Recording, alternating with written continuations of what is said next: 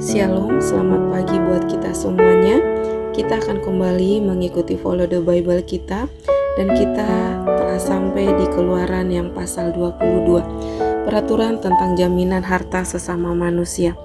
Apabila seseorang mencuri seekor lembu atau seekor domba dan membantainya atau menjualnya, maka ia harus membayar gantinya, yakni 5 ekor lembu ganti lembu itu, dan 4 ekor domba ganti domba itu. Jika seorang pencuri kedapatan waktu membongkar dan ia dipukul orang sehingga mati, maka si pemukul tidak berhutang darah. Tetapi jika pembunuhan itu terjadi setelah matahari terbit, maka ia berhutang darah. Pencuri itu harus membayar ganti kerugian sepenuhnya. Jika ia orang yang tak punya, ia harus dijual ganti apa yang dicurinya itu.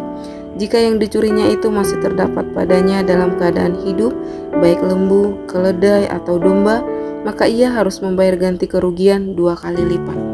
Apabila seseorang mengembalakan ternaknya di ladangnya atau di kebun anggurnya, dan ternak itu dibiarkannya berjalan lepas sehingga makan habis ladang orang lain, maka ia harus memberikan hasil yang terbaik dari ladangnya sendiri atau hasil yang terbaik dari kebun anggurnya sebagai ganti kerugian.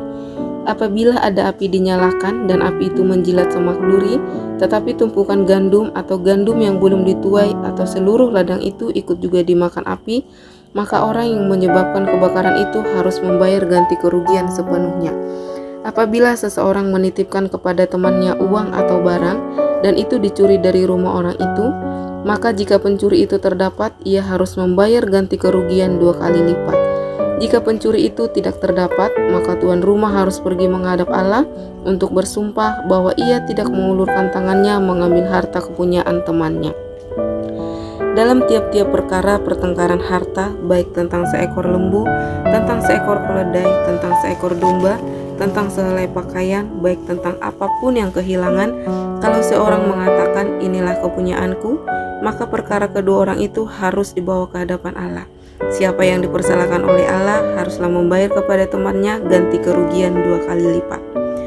Apabila seseorang menitipkan kepada temannya seekor keledai atau lembu atau seekor domba atau binatang apapun, dan binatang itu mati atau patah kakinya atau dihalau orang dengan kekerasan dengan tidak ada orang yang melihatnya, maka sumpah di hadapan Tuhan harus menentukan di antara kedua orang itu apakah ia tidak mengulurkan tangannya mengambil harta kepunyaan temannya, dan pemilik harus menerima sumpah itu, dan yang lain itu tidak usah membayar ganti kerugian.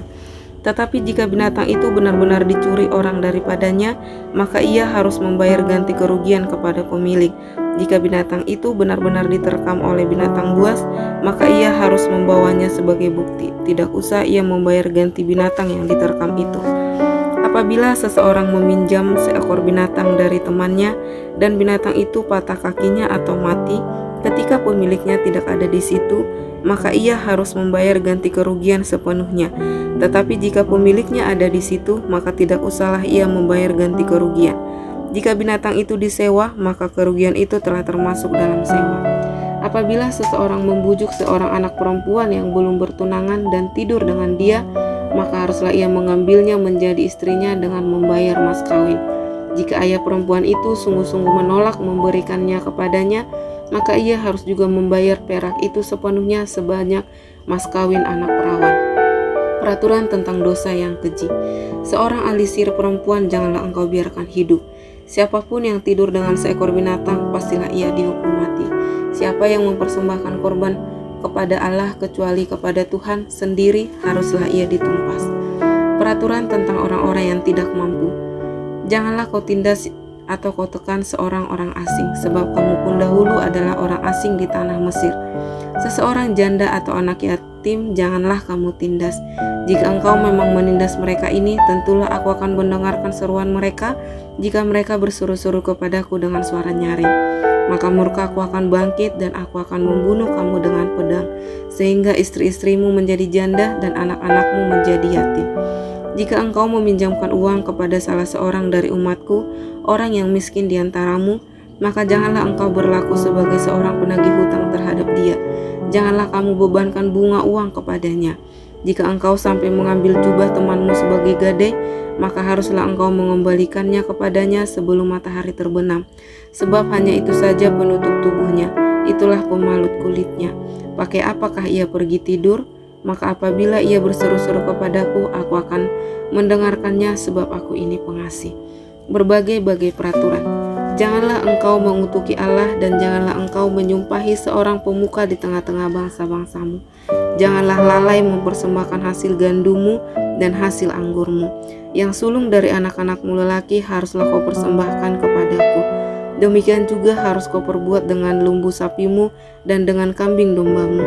7 hari lamanya anak-anak binatang itu harus tinggal pada induknya.